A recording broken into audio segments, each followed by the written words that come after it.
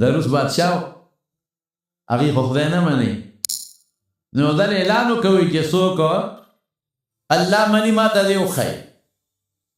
یو غریب سړی ورته مجلس کې پاسېد بې صاحب د جواب وکړو اعلان و بالکل اجازت دی تا ته وکړه اعلان وی ته څه وی چې څوک خدای مني نو ما ته دې وښایي وی او وی ته عقل منې وی او یې ما ته وښایه عقل وښایه وی عقل دلته دی وی کوم ځای دی وښایه خو زړی دا خو عقل نه دی دا خو مازغه دا خو عقل نه دی مازغه خو د سپي مشته عقل شته څه زما خو د پیشو مشته عقل شته څه عقل وښایه شابه ما ته عقل مني تیم مني دنیا مني چې عقل عقل عقل عقل عقل عقل وښایه ما ته عقل وی دلته پروت دی که نه پروت خبره ده او باسه ما ته وښایه په لاس کې که بلکل حیران یو سپي ته خبره لږه خطرناکه ده خو زه بیا کوم یو سړي ته یو مولوي وی خدای شته وی یو وی د خدای د وجود څه دلیل دی وی ستا د اندام مخصوصه دا غټ اندام مخصوصه د خدای د وجود دلیل دی وی بوجۍ کې ډکه یو ته یې لاوړې کې نو شی دې غورځېږي که نه نو ستا د بوجۍ خوله لاندې ده نه په مدي تړلې شوې ده نه ورته جرنده شولې شوې ده بلکل بنده د څاڅکې هم ته لاندې ده نو خو بری نو شی ته نه څکېږي که نه ستا د بوجۍ خوله لاندې بوجۍ خوله دې لاندې ده نه چا په مدي تړلې ده نه ورته چا جرنده جوړې ده نه چا په بوسخکۍ دغه په پوڼې باندې تړلې ده او شی پکې او دومره ډکه ده چې ارد بیادګر دی بوجۍ دومره ډکه ده چې ارد بیادګر دی دا خوله چا بنده کړې ده عمل یې راته وښایه منې خدای کوي بس مخکې نور مه ځه ما ومنه ما خدای منلی مخکې به نه دی بنیادي خبره دا ده چې الله هغه پښتانه وي پخوا پښتانه سم مړه سم مسلمانانو قسم په خدای موږ هم چې کله سم مسلمانان یو په پښتانو کې په سرې هغې وي چې خدای پېژني په قدرتونو به یې پېژني دا پښتانه وي ګرمۍ نه به یې پېژني چې دا ګرمي خو چا راوستې ده یخنۍ نه به یې پېژني چې دا یخني خو چا راوستې ده دې نور نه به یې پېژني چې دې نور کې دا ګرمي چا پیدا کړې ده دې کائناتو نه به یې پېژني او د دې خپل وجود نه خورې یو شی خورې او په دوه لارو باندې وځي په یو لاره په یو شان وځي په بله لاره باندې متیازې وبوځي او که دا یو هارون الرشید نه یو چا تپوس وکړو ته وی هارون الرشید بادشاه نه تپوس وکړو وی که چېرته داسې یو ځای کې ته بند شي چې تا ته اوبه نه میلاوي او تا ته څوک ووایي چې زه دله یو ګیلاس اوبه در کوم خو دا نیمه باچۍ راکړه ورپکې هغه وایي چې زه مرمه په باچۍ څه کوم ټوله نه پاتې ده چې زه مرمه تندې د لاسه اوبه بلکل نشته داسې ځای کې ګیرې نو چې زه مرمه ټوله باچۍ بلکل به دا نیمه ورکړم خو چې واله ګیلاس اوبه راکړي وایي ښه ده نیمه خدای ورکړه هغه دله ګیلاس اوبه درکړې اوس چې هغه اوبه دی اوس کله هغه د خېټه کې ونښتې مدیا درې بندې شو هغه وځي نه او چړته کې دې جوړ کړې چې مدیا دې بندې دي بندې دي بندې دي اوس ورته کېتیتر د خلک ورپاس کړي که نه د مدیادو په دی نوبت یې وباسي مدیا دې وباسي دا چې خو استاد یو سړی راشي او هغه درته څه وایي او وایي دا ګیلاس اوبه در نه وباسم خو دا باقي نیمه باچۍ راکړه څه به کې نو وایي چې زه مرم او څه نو زه په باچۍ څه کوم دا نیمه باچۍ به ورکړم خو چې ما نه اوس هغه متیاز یې وباسي وایي پته ولګېده چې د ټولې باچۍ قیمت په یو ګیلاس اوبه دي یو ګیلاس اوبو باندې نیمه ورکوي او د یو ګیلاس په اوښکو باقي نیمه ورکوي نو څونه ګیلاسونه موږ له خدای پاک راکوي څومره خشته اوبه موږ له خدای پیدا کړي دغه چې د اوبه د حکومت په اختیار کې نه خوړو خو سر خوړلی دی زره د چینو مینو او زره د غوړو مڼو هغې خوا دې سر خوړلی دی خدای په موږ خپل رحم وکړي خو چې د اوبه د حکومت په لاس کې نه وي که د اوبه د حکومت په کنټرول یې درکړو بیا به رسد ول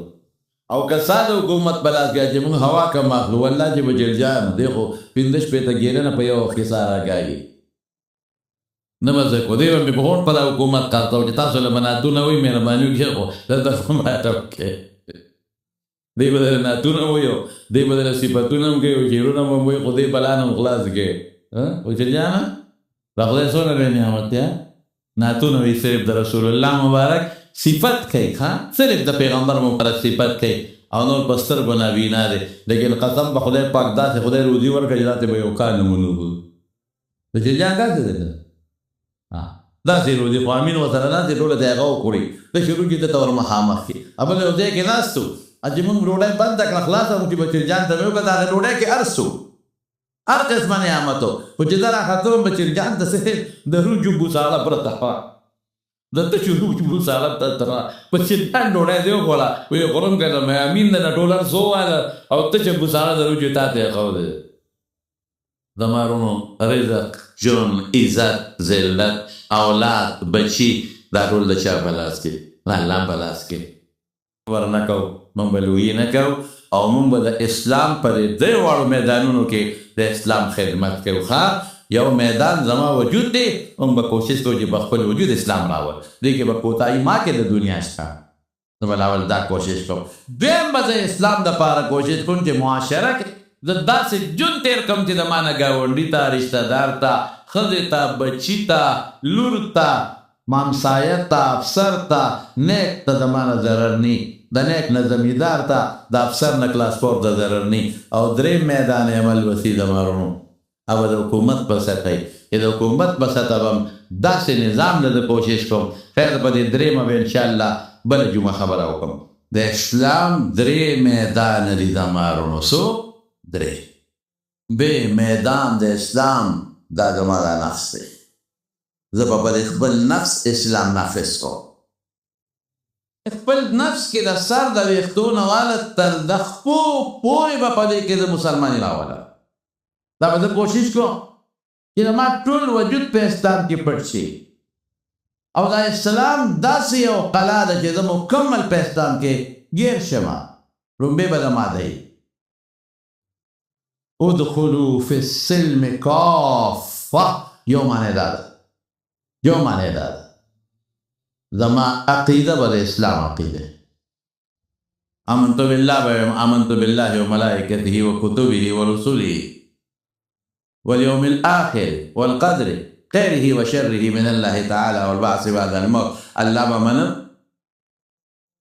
یو بمنم دا الله ښکلي صفتونه چې څومره دي هغه بمنم پیغمبران به ټول منم چې د الله مقدس نیکان او د الله مقدس مخلوق دی د امت ته هدایت لپاره یې لېږلي دي او په ټولو کې اخري پیغمبر محمد مصطفی صلی الله علیه وسلم دی په د الله د پیغمبرانو سلسله ختمه کړې او قرآن به منم او ټول کتابونه به منم او په ټولو کې اخري کتاب به قرآن منم او د آخرت ورځ به منم جنت او دوزخ به منم فرشتې به منم تقدیر به منم د خدای علم وي تقدیر د خدای علم ته وایي چې څومره خیر او شر دی ټول د الله په علم کې پراته دي قبر به منم د قبر عذاب د قبر خوشحالۍ به منم جنت دوزخ پول صراط چې ورته وایي دا به منم جنت او دوزخ عمل به منم د عمل انجام چې تله ده د قیامت پر ورځ دا به منم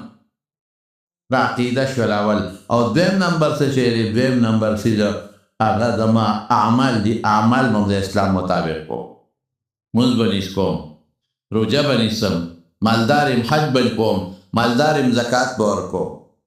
دا زما اعمال دي نیک عمل به کوم د ګناه د عمل نه به ځان ساتم نیک عمل هغه چې الله او رسول ما ته ښوولی دی هغه کوم ما له یې خوښ کړی دی کوه به کوم ګناه هغه چې الله او رسول ما له نه ده خوښه کړې وي ځان دې ساته هغې نه به ځان ساتم دا عمل شو اخلاق به م فساتم اخلاق به کم اخلاق د محمد مصطفی دی صلی الله علیه وسلم بعثت لأتمم مکارم الاخلاق ما له کم ښکلې خوی راوړې دی هغه خوی به ساتم خشته خوی دروغ به نه وی کذل به نه کوم ښکلې خوی به استعمالومه خندا سره به یو بل سره میلاویږم په روڼ تندي به میلاویږم په ست تندي به چا سره نه میلاویږم اخلاق به د ما ډېر ښایسته وي چې د ما نه چاته ضرر ونه رسي معاملات به هم زما د اسلام مطابقي اخیستل خرڅول تجاره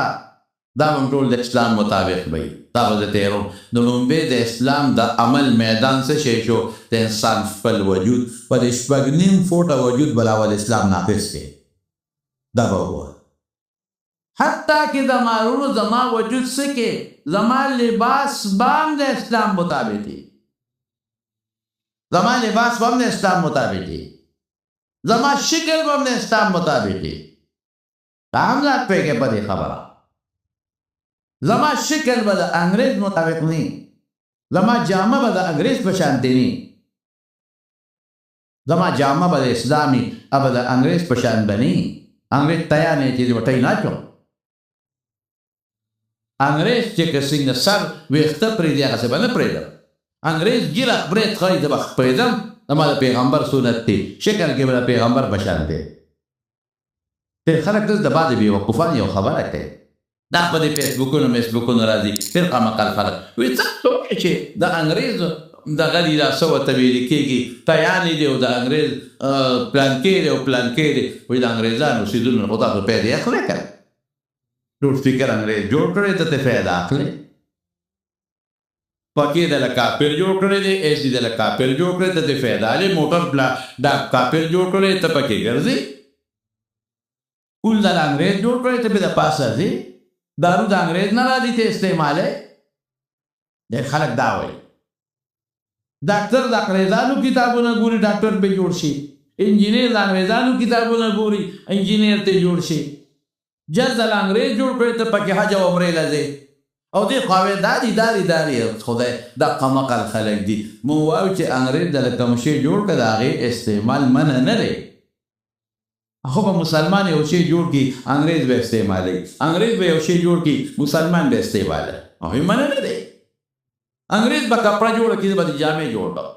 زه به کفن ملیله جوړ کړم، مسلمان به یو شی جوړ کړي انګریزانو ملکونو ته به ځي هغوی به ترې فایده اخلي. دا خو په شریعت کې منع نه دي. یو څیز دی زموږ علما وایي چې نن دې زمانه کې به د اسرائیلو جوړ شوی شی نه استعمالوي، د فرانس جوړ شوی شی به نه استعمالوي. ولې؟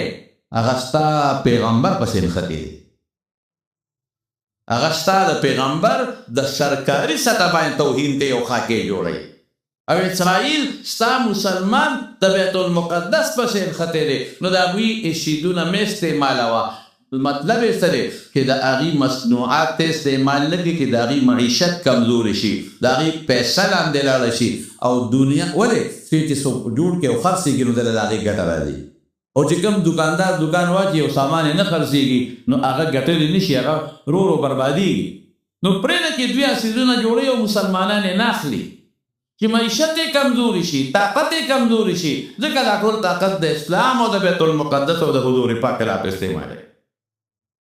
نو په خپله که زه د انګریز لوډ سپیکر جوړ کړی دی استعمالوم، انګریز ګلی جوړه کړې ذات یې هم پروا نشته، دا په شریعت کې هم منع نه دي. حضور پاک د شام د کافرو د ملک چوغه راغلی و رسول الله مبارکه چولی دی، د شام نه راغلی ده، هغه وخت شام کې کافرانو او حضور پاک استعمال کړی ده، هغه خو منع نه دي. نو بیا تی بل شعر اعلان ته کا رسول الله مبارک فرمای من تشبه بقوم فهو منهم، د کافرو هغه شعار به نه استعمالی چې هغه استعمالی بیا به هغه شان شي، هغې سره به ځان نه مشابه کې. نو به بېوقوفان خري خره په فیسبوک او دا قصې به جوړې کړي، دا مولیان تاسو وایي د انګریز چې جبته یې چې ما چوه اوږدې کالر هغه استعمالوي نو مې استعمالوه، هغه څه مه کوه. نو د هغوی څیزونه خو ته استعمال کم عقله، د هغوی څیزونه استعمالول جدا دي، او د هغوی په شان جامه اغوستل جدا مسله ده، د هغوی په شان شکل جوړ جدا مسله ده، د هغوی په شان وجود جوړول جدا مسله ده. د هغوی څیزونه خو ته استعمالولی شي، هغې کې یو پابندي نشته، هغو پیغمبر به استعمال کړي، خو شکل به هغسې نه جوړی. حضور پاک فرمایي من تشبه بقوم فهو منهم، چا چې د کوم قوم سره ځان مشابه که هغه پسې